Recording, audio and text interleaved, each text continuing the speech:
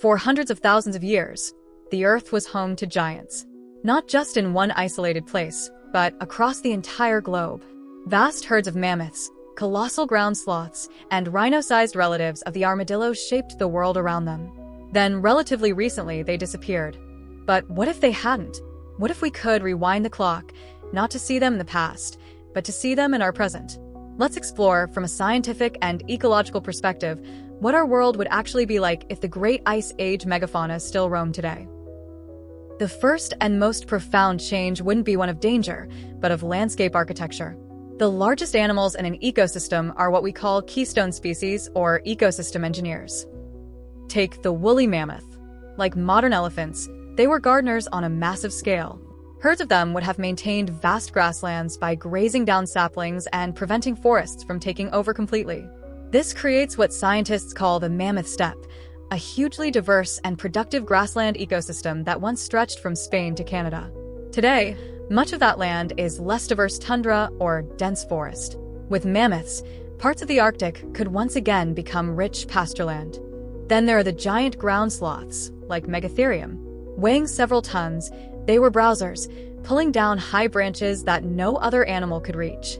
This would open up the forest canopy, allowing sunlight to hit the floor and encouraging the growth of a diverse understory of plants, which in turn would support countless smaller species of insects, birds, and mammals.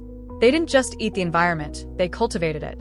Of course, with enormous herbivores come the predators that feed on them. While it might be tempting to imagine them as simple monsters, apex predators play a vital role in keeping an ecosystem healthy.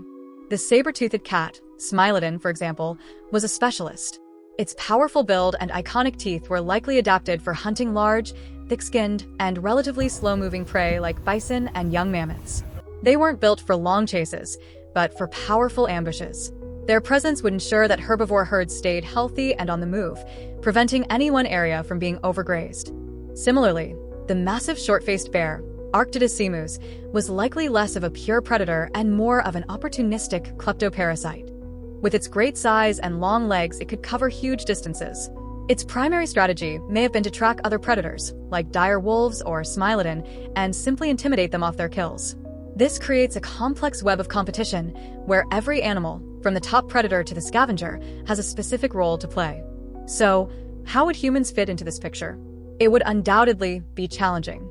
Our modern world is built on the assumption that nature can be easily controlled. The presence of megafauna would force a fundamental shift in that thinking. Agriculture would be the most obvious challenge. A single glyptodon, a creature the size of a small car with an armored shell, could wander through a crop field with little to stop it. Fencing would have to be incredibly robust, more like the fortifications you see at a zoo than a simple barbed wire fence. Our infrastructure would also need to adapt. Highways and railways would have to be built with dedicated wildlife overpasses and underpasses on a scale we can barely imagine, designed to accommodate the ancient migration routes of mammoth herds. Conservation efforts would shift. Instead of focusing on protecting a few endangered species, the goal would be to manage a fully functioning, self-regulating ecosystem, a much more complex task. Here's a fascinating consequence you might not think about: fertilizer. When a mammoth eats grass in one area and walks 50 miles before defecating, it's moving tons of nutrients across the landscape. Giant animals are a critical part of a planet's nutrient distribution system. Scientists believe the extinction of megafauna dramatically altered this cycle, leaving many regions of the world, like the Amazon basin, far less fertile than they once were. Their return could literally refertilize the planet. To imagine a world where megafauna still exists is not to imagine a world of constant terror, but to imagine a world of greater complexity and richness. It would force humanity to be more thoughtful, more aware, and ultimately more integrated with the natural world. The challenges would be immense, requiring a total rethink of how we live. But in return, we would get to share a planet that is more resilient, more diverse, and more dynamic. We would lose our position as the planet's undisputed rulers, but we might gain a deeper understanding of our place within a truly wild and magnificent biosphere. Thanks for watching. For more deep dives into the past, subscribe and stay curious.